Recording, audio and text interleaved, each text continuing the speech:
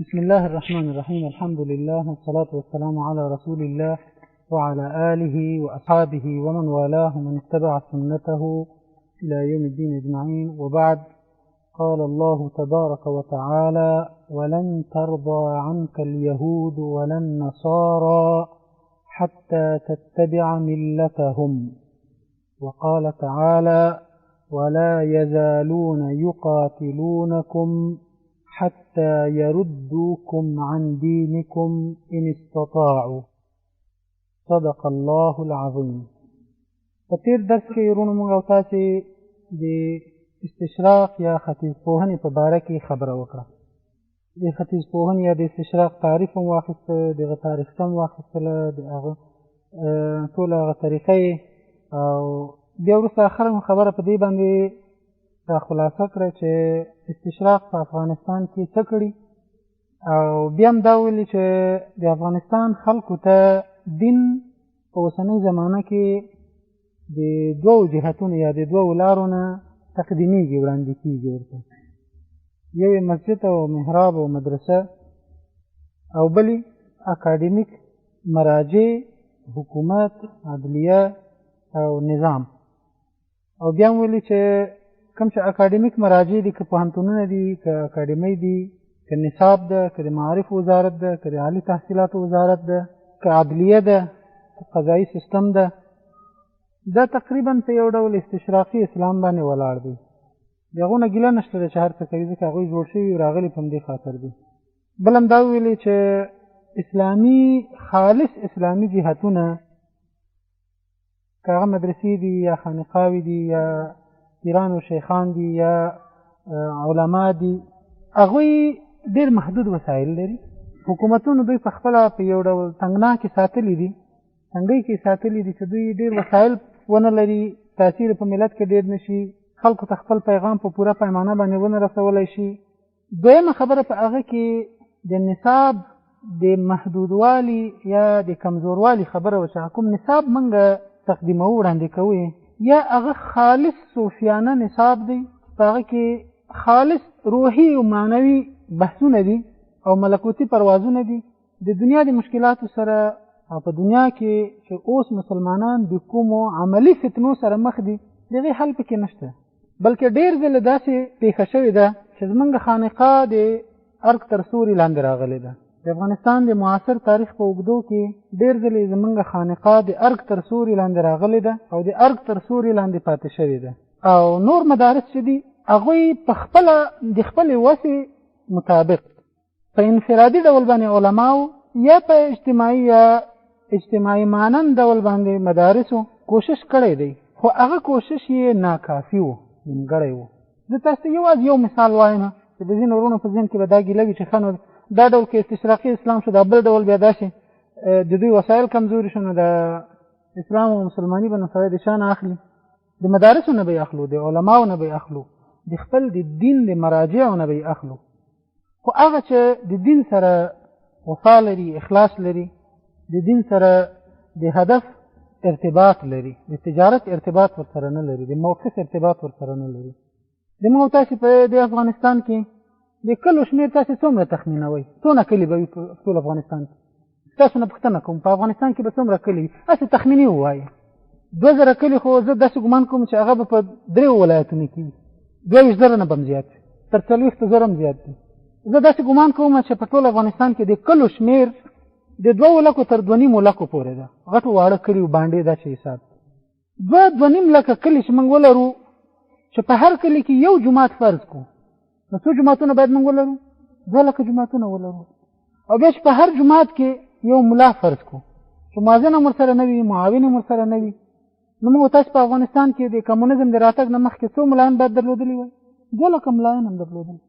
هغه چې خلکو ته یې منځونه ورکول، مسجدونه به ورباندې ودان او آباد به وو. آیا زمونږ دغه 2 لکو علماو دا زمونږ تاسې اټکل دی؟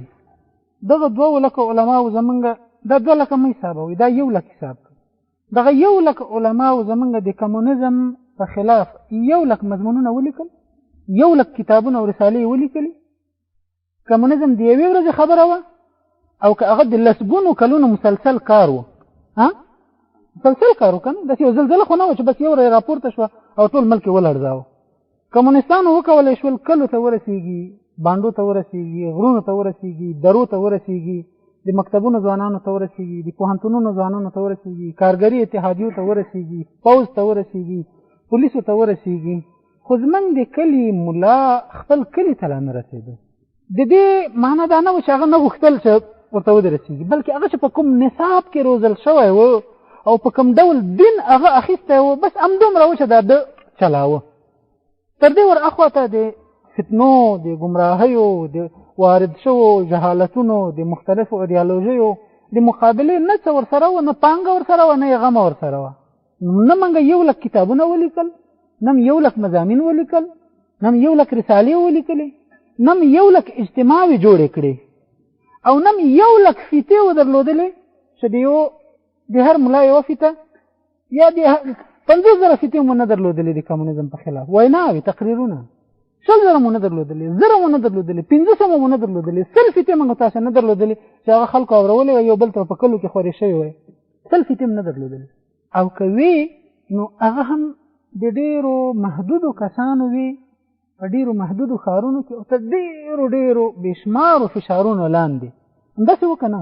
اوس وګورئ بیا اوس صلیبیانو یرغل کړی، ټول افغانستان یې تر خپل تسلط لاندې ګڼلی دی، کلي هم ودان دي، ملایان هم ښه ډېر دي، مساجد هم ښه ډېر دي، خانقاوې هم ښې ډېرې تاسیس شوې، ګړۍ هم تازه شوې. بېرته دغه 2 لکه شاوخوا کلي چې 2 لکه مساجد ورکې دي او 2 لکه امامان شاوخوا ورکې دي، دغه 2 لکه علما د صلیبیت یا د مسیحیت یا د سیکولرزم یا د غربي نظریاتو په مقابل کې څومره فعال دي، د فعالیت یې کچه اندازه څونه ده، څونه خلک په دې پوهولي دي چې دا تاسې د دین دښمنان دي، څونه مضامین لیکلي دي، ښکاره نه پټ یې څونه لیکلي دي، په مضمون لیکلو باندې او د یو مسلې په لیکلو، د یو فتوا په لیکلو باندې په مستعار نامه باندې هم ډېر څه کېږي، څومره یې لیکلي دي.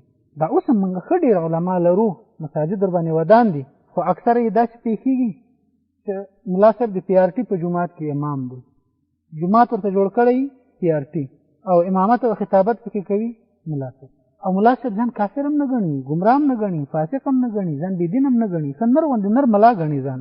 پانګه یې کمه ده، علمي پانګه یې کمه ده. د دین او د بېدینۍ ترمنځ د تفاوت دپاره چې څومره احساس او علم شرعي معلومات پکار دي، دا د ده په نصاب کې شته نه، د ده په کتاب کې شته نه. د ده په کتاب کې یوازې د عباداتو ځینې مسایل شته، د تیمم، د روژې، د زکات، د حج، د نفاس، د حیض، د صدقاتو، د قتل، د قصاص، د دې شیانو مسایل پکې شته ده، هغه ثابت مسایل دي. د اوسنۍ زمانې د مشکلاتو په هکله باندې یا د اوسنۍ زمانې د مشکلاتو د حل لپاره له دوی سره معلومات هم نشته، کم دي، فعالیت هم نشته، کم دی. نو ځکه موږ او تاسې په غرض باندې ویلی شو چې موږ او تاسې په خپله په علمي ډګر کې د راتلونکو او د تیرو راغلو فتنو د مقابلې توان نه درلوده، مخکې نه درلوده، اوس هم را نه لرو، بلکې لا ډېر ملایان، مفتیان، پیران، شیخان، بزرګان دا لاړل نه غوندې د صلیبیانو په صف کې ودرېدل. ځینې ورونو په ذهن کې دا خبره تېره شوې چې یاره نو د زمونږ علما لکه چې هېڅ نه کوي یا هېڅ نه دي کړي، نو دا دین له چا نه مونږ ته را رسېدلی؟ دین د همدوی نه را رسېدلی مونږ ته، الله د دوی ته اجر ورکړي، په مختلفو زمانو کې مونږ ته دین را رسولی، خو هغه دومره محدود. زه به یو مثال درته ووایم. زما د کلي په خپل جومات کې زما د کلي خپل امام ما ته قصه کړې، زمونږ د خپل کلي په جومات کې به د کلي هلکانو چې په مکتبونو، لیسو کې، پوهنتونونو کې به درس وایه، د ظاهرشاه په وخت کې به د خلق او د پرچم په نامه باندې 2 اخبارونه راوړل، بیا به د جومات په غولي کې دننه هلته به یې غوړولي وو، د کلي هلکان به یې ورباندې راټول کړي وو، او بیا به یې په جومات کې دننه د خلق د اخبار مفاهیم او مضامین او د پرچم د اخبار مضامین دا به خلکو ته شرحه کول. ملا صاحب وایي ما به هم پکې برخه اخیستله، زه به هم ورسره ناست وم، وایي ما به یې عکسونه کتل، په دې عکسونه کې به وایي داسې غټ غټ تندي به وو، شخ بریتونه به وو، د 2 عکسونه به وو. ما به دا څوک دي؟ وایي هغه به ویل چې دا قهرمانان دي، دا ملي قهرمانان دي.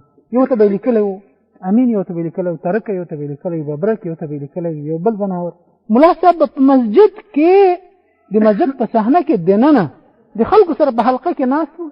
دا یې نشوه سره بیلولی چې دغه مسجد اوس د کمونیزم د خپراوي ځای ده او که دا د توحید د خپراوي ځای ده او دغو خلکو ته روا ده که ناروا، دغه جایز دي که ناجایز، چې دوی دلته دا کار کوي. نو په مجموع کې موږ او تاسې باید د خپل ځان نه ګیله ولرو، د یو ملت په حیث باندې د ځان نه ګیله ولرو، د یو ملت په حیث باندې د خپلو علماو، منورینو، بزرګانو، شیخانو، صوفیانو، شیخ الحدیثانو د دې ټولو نه ګیله ولرو، ځکه چې په پوره پیمانه باندې د وخت د فتنو د مقابلې لپاره زمونږ په رهنمایي کې پاتې راغلي. کمونیزم د ماسکو نه راغی، په افغانستان کې شین شو، وغوړې کلی کلی ته ورسېده، په هر کلي کې بېلابېل راوټوکېده. خو زمونږ اسلام د خپل کلي نه کډه وکړه، بله خواته لاړه.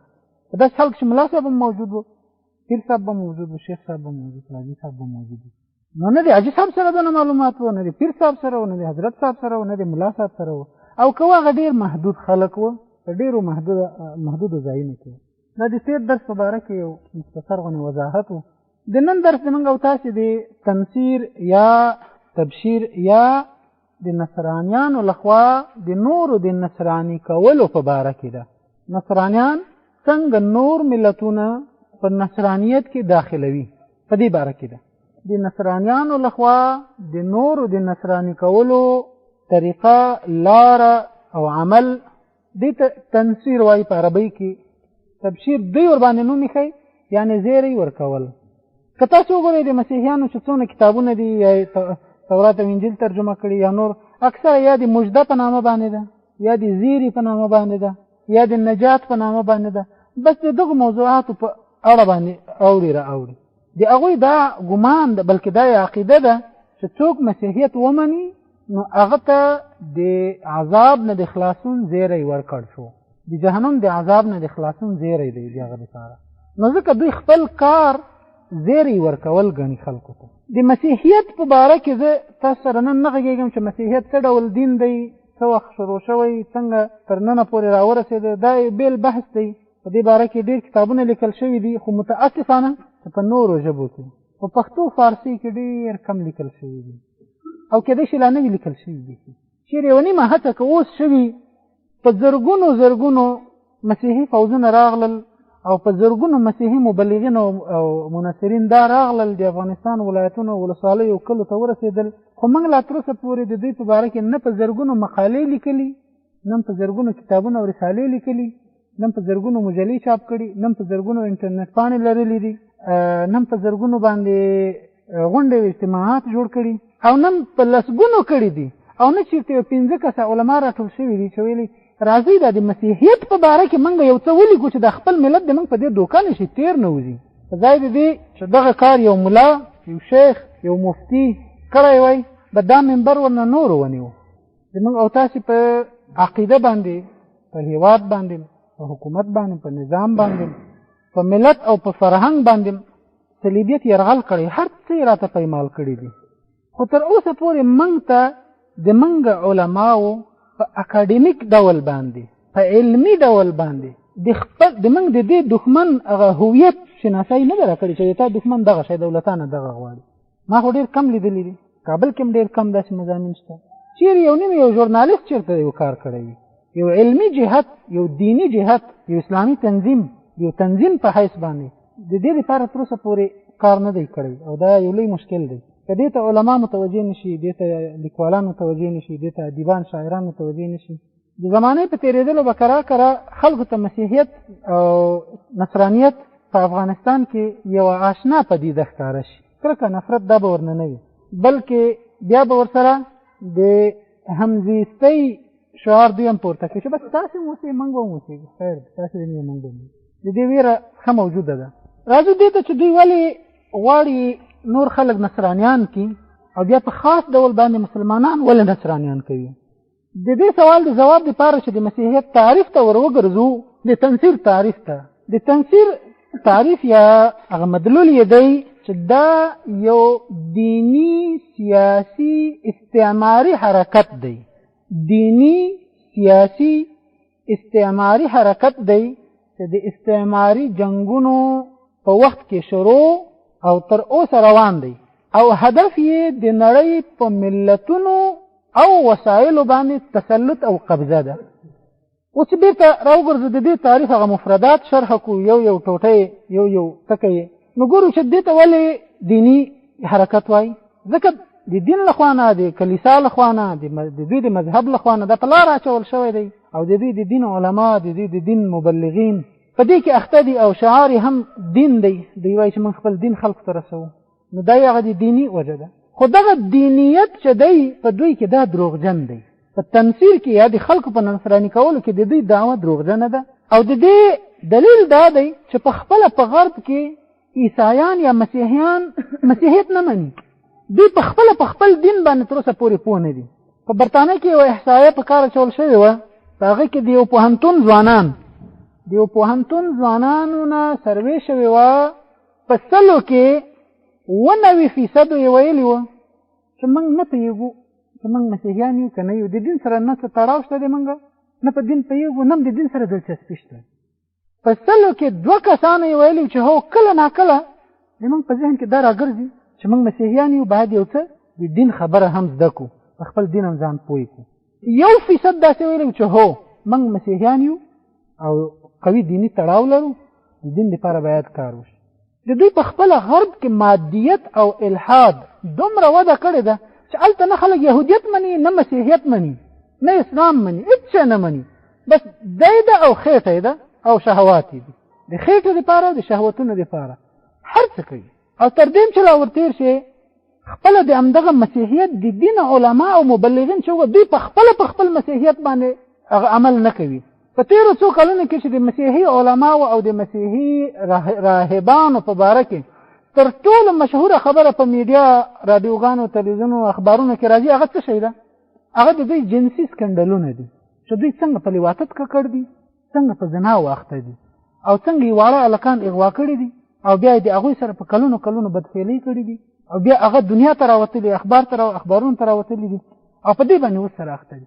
د مسیحیت په دنیا کې تر ټولو لویه ډنډوره چې نن سبا د دوی په منځ کې خوره ده هغه ده چې دوی په خپلو کلیساو کې څنګه په اخلاقي فجایعو باندې اخته دي. دوی په خپل ځان دپاره مسیحیت نه مني، د نورو خلکو دپاره به یې څه خور کړي. خپله لا د مسیحیت په مقاصدو باندې پوه نه دي. که چېرته دوی د مسیحیت دپاره کار کولی نو اول باید په خپلو خلکو کې کړی. خپل ولس یې 90% بېدینه دی. دوی بیا روان یا مسلمانان مسیحیان کوي، یا هندوان مسیحیان کوي، یا نور بودایان مسیحیان کوي، یا چینایان مسیحیان وي، یا نور ملتونه او دینونه چې څونه دي هغوی مسیحیان وي. نو که چېرته د دوی هدف خالص دینی هدف وی نو په کار دا وه چې د مسیحیت نړۍ، غرب او امریکا دا یو بهترینه اخلاقي، دینی، روحاني، معنوي ټولنه وی. ځکه تر ټولو ډېر وسایل هم دوی لري، ډېر مطبوعات هم دوی لري، ډېر رادیوګان هم دوی لري، او ټول دنیا ته خیر هم د دوی په ګمان باندې چې د موږ خیر ورسېږي، خیریه موسسې هم د دوی ډېرې دي. نو اوله به د خپل ملت، د خپل بچیان، د خپلې ښځې دغه به د انجیل مطابق عیار کړي و، برابر کړي به یو. خپلو خلکو ته به خپل انجیل ورښودلی و. دوی به یې د عیسی علیه السلام په طریقه باندې روان کړي وو چې د دوی نه فارغ شوي بیا به نورو خلکو ته ورتلو. دا چې خپل خلک یې لا د عیسی علیه السلام پیغام نه مني، خبره نه مني، انجیل نه مني، دغه تحریف شوی انجیل لا نه مني، الحاد په دوی کې دی، بېدیني، شهوانیت، حیوانیت په دوی کې دی، نو نورو خلکو ته به دوی د دین کوم پیغام ورسوي؟ د دې نه معلومیږي چې په تعریف کې دا دوه وروستني ټکي ډېر مهم دي چې هغه سیاسي او استعماري حرکت دی. سیاسي او استعماري حرکت دی. دوی غواړي د دغه ډول کوششونو او هڅو په نتیجه کې په نورو ملتونو کې سیاسي نفوذ وکړي، هلته سیاستمداران ولري، او په محلي سیاستونو کې دوی دخالت ولري، او د هغې له لارې نه داسې نظامونه قایم کړي چې هغه نظامونه بیا د دوی د حکومتونو تابع وي. یعنی مسیحي مبلغین راشي افغانستان ته، په افغانستان کې دغه ډول سیاسي ټولنې چې دا نن یې موږ تاسې وینو، دغه ډول اجتماعي ټولنې چې دا موږ تاسې نن وینو، او دغه ډول ادبي او فرهنګي ټولنې چې دا موږ تاسې نن اوس وینو، دغه ډول مدني ټولنې چې دوی د مدني ټولنې په نامه باندې یا د بشر د حقوقو په نامه باندې دا یو وارې راپورته کړي، تشکیل کړي، تقویه کړي، تغذیه کړي، ویې روزي، او بیا دوی قدرت ته ورسوي. چې کله قدرت ته ورسوي نو بیا دغه نوي حاکمان د دغه هېواد ټول وسایل د دوی په اختیار کې ورکوي. او که ځینې قراردادونه ورسره کوي هم هغه قراردادونه د دوی په شخصي رشوتونو باندې ولاړ وي. دوی ته پکې یو څو ډالر ورکړل شي، نور د ملت سرمایه بیا بله خوا روانه وي. او دا ځل د سرمایې د چلولو په لاره کې دوی هم ورسره پیټې چلوي تر سمندره، دوی هم تر اډې پورې ورسره وړي چې بس موږ هم درسره وړو. د خپل وسایل هغوی سره ورچلوي وروړي. نه یوازې دا چې دفاع نه کوي د خپل هېواد، د خپلې عقیدې نه، د خپلو مادي وسایلو نه، د خپلو خزانو نه، د ځمکې لاندې خزانو نه، بلکې دوی هم ورسره وي دا ورې چلولو کې ملګري وي. نو تبشیر یا تنصیر یو سیاسي استعماري حرکت دی چې د دین په بڼه باندې خورېږي او چلیږي. دا له کله نه شروع شو، تاریخ د کله نه شروع شو. د 18مې پیړۍ په اوایلو کې، 18مې میلادي پیړۍ په اوایلو کې د مسیحیت علما دې ته متوجه شول چې باید نور دوی په علمي او فرهنګي ډګر کې او د دلیل او د معنویت او د روحانیت له لارې د مسلمانانو په ټولنه کې کار وکوي او دوی د استعمار ځایناستي شي. د استعمار باره کې هم تاسو درس واخیسته که نه، چې ټول اسلامي هېوادونه یې وارې مستعمره شوي وو. هغوی چې کوچېدل نو په ځای باندې به یو څوک راتلل، په ځای باندې د ولس خلک چې دوی روزلي وو هغه راغلل، خو د هغوی دپاره د مشاورینو او د هغوی دپاره د لارښوونکو ضرورت و. هغه ځای یا هغه خالیګاه دغو مسیحي مبلغونو ډک کړه، هغه خالیګاه دوی ډکه کړه. د نن نه تقریبا 300 کاله مخکې دوی انجیل ډېرو آسیایي ژبو ته چې په هغه جمله کې اردو، هندي، فارسي او د نن نه 115 کاله مخکې پښتو ژبې ته تورات او انجیل ترجمه کړه. ما د تورات او د انجیل یوه نسخه ولیدله چې د نن نه 115 یا 14 کاله مخکې په لندن کې چاپ شوې وه، په پښتو ترجمه شوې وه او بیا په لندن کې چاپ شوې وه. تاسو ته یوه خبره وکړم، هغه ده چې د تورات چې دی دا په انجیل کې شامل دی، ځکه عیسی علیه السلام چې راغی هغه د موسی علیه السلام دین مانه او د هغه کتاب یې مانه، د هغه کتاب یې منسوخ نه کړ، بلکې هغه یې د خپل دین د خپل شریعت برخه وګرځوله، همداسې امر ورته شوی. دا یهودیان دي چې مسیحیت نه مني، مسیحیان عیسایان یهودیت مني او موسی علیه السلام هم مني، خو یهودیان عیسایت نه مني. نو ځکه په تورات کې انجیل نشته ده، خو په انجیل کې تورات هم شته او انجیل هم شته. تورات کې په انجیل کې تورات هم شته ده او انجیل هم شته ده. په انجیل کې تورات هم شته او انجیل هم شته، خو په تورات کې بیا انجیل نشته ده، ځکه تورات مخکې د انجیل وروسته ورپسې راغلی. نو مسیحیان چې څونه دي د نن زمانې هغوی تورات هم مني او انجیل هم مني. یو ته عهد قدیم وایي، یو ته عهد جدید وایي. هغه عهد قدیم دوی تورات او زبور ته وایي، او عهد جدید انجیل ته وایي. دوی خپل کتابونه ترجمه کړل په تېرو 200-300 کلونو کې آسیایي ژبو ته، او بیا یې هغه دلته راولېږل، خواره یې کړل او د هغو دپاره دوی پخپله راغلل.